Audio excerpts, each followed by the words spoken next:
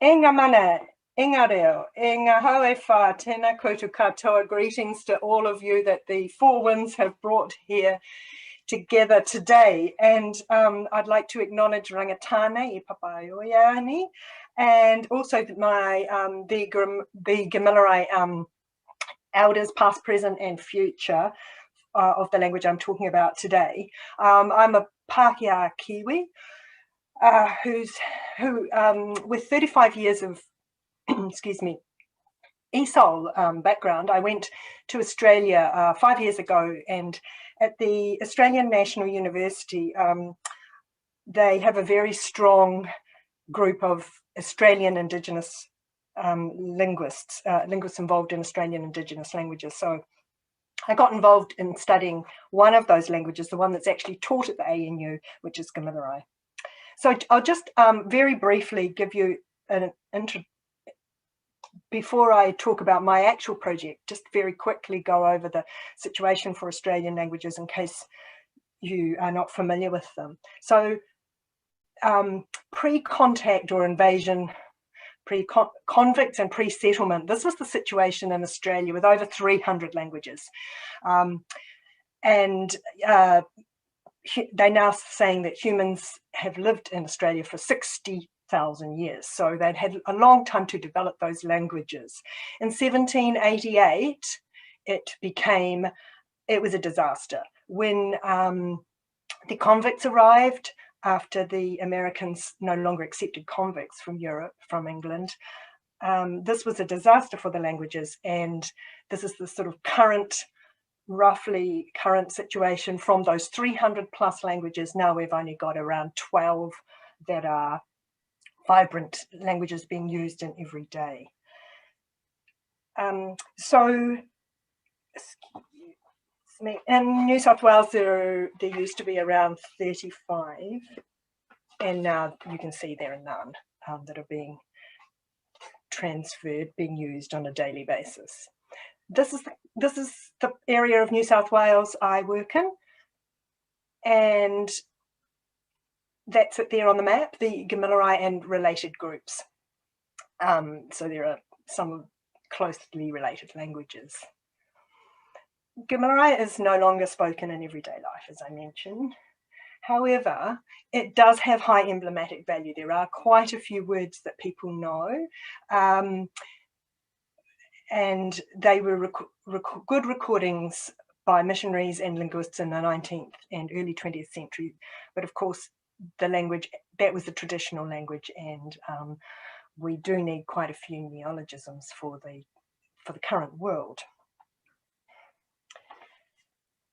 The organisation I'm working with is the Winningali Aboriginal Child and Family Centre, and those are the programs that we have there. So I come and go from Australia to work with them. This is one of the projects I'm working on. So they have early learning and care in New South Wales is up to 6 years old. Out-of-home care, Aboriginal Fathers programs, Big Sis, Little Sis, etc., and a Gamilaroi language program. And the one that I'm involved in is funded by the New South Wales Department of Education. So that's one of our teachers there, Cherie, and I always sort of feel the need to point out that in the eastern coast of Australia, there's been a lot of intermarriage. Back in the day, there was a lot of rape and so on, and so a lot of Aboriginal people who identify as Aboriginal and who, as we would say, whakapapa back to Aboriginal families, are what they call kind of white skin black fellas. So a lot of people are surprised to see the diversity of Aboriginal people. We usually can't take photos of children because a lot of them are in out-of-home care. Now, this is my kind of background in philosophy, is that language as a human right. So some of you, many of you will know the UN Convention on the Rights of the Child, and Article 30 specifically mentions that children should have the right to use his or their own language.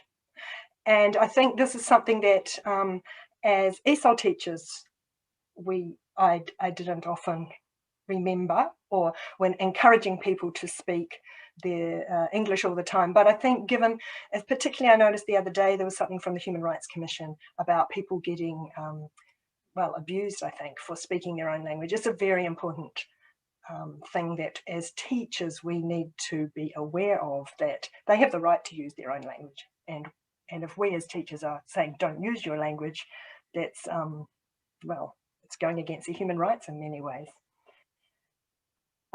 So is translanguaging a human right? So I'm kind of taking it, following Anne's idea of showing you, my approach to translanguaging.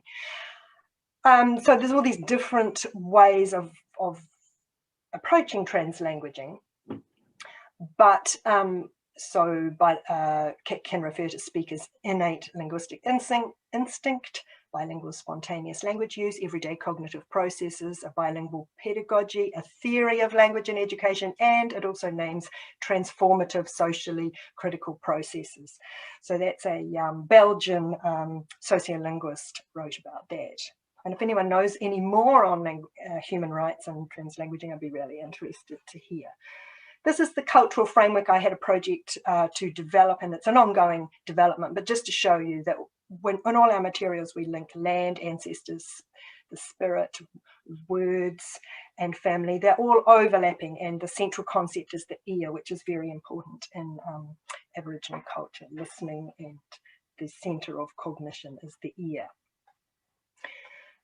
We call our project the Yama Gamilarai project. Yama is hello, and we base it on themes. So we have posters, songs and videos, etc. I'd love to show you them, but I haven't got time to do that. But this was one that we were looking at this week. Gawarge is the spirit emu in the sky. That's the Milky Way there, and the Colsack, we call it in English, is an emu.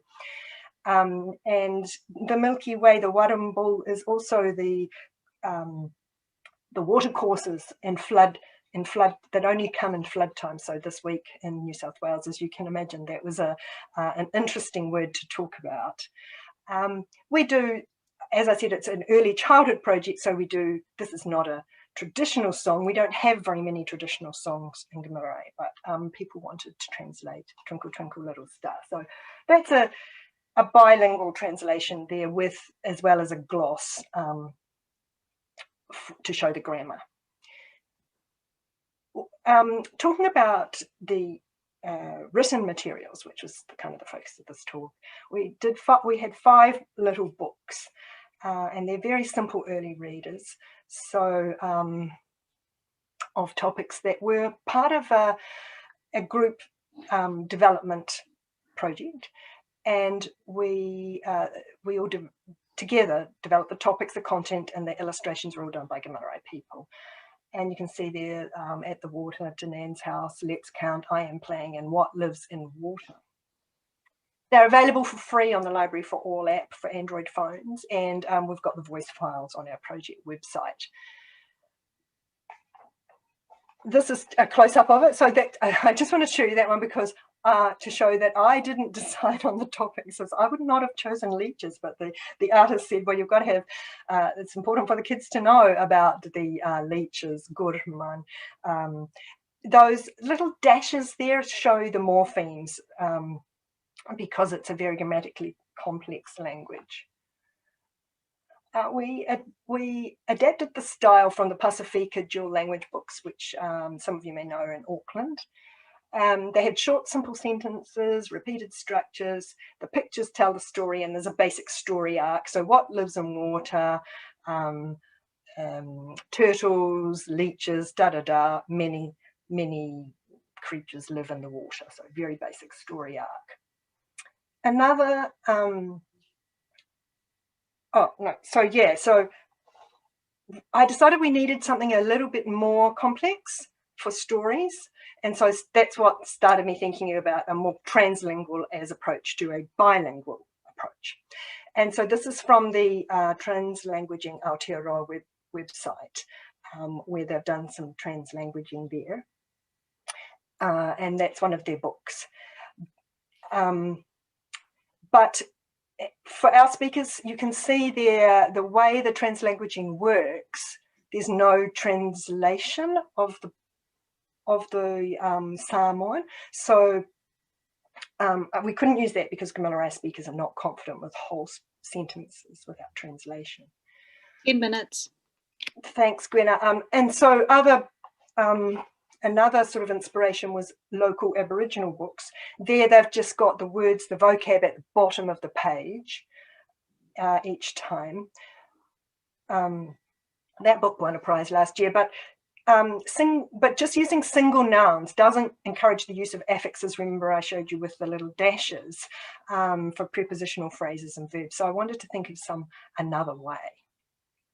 So this is the one that we've started to, which we're trialing, and I remember I showed you that the emu in the sky. So this is a book about that and about the whole cultural stuff that goes around that. So Yama Malia, our Maranga Millerai have passed down many stories about the Marie and the Gunagala. This is a story about Gawarke Dinawan Gunagalaga. So I've put the words at the bottom there, and those words are our theme-based words. So this is linked to the theme, except the ancestors one. I'm not quite sure whether they'll use that. So we're focusing on cultural stories and we're still linking to the themes. The stories can be more complex, and the phrases allow for the structure of Gamilaroi.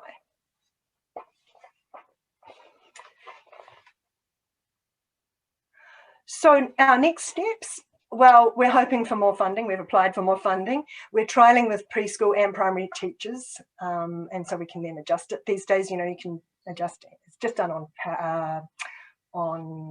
what was it? Not PowerPoint. Yeah, I think I did it on PowerPoint actually. We'll hope to publish on demand probably. We'll record the sound and we'll try and make a flip book and a video.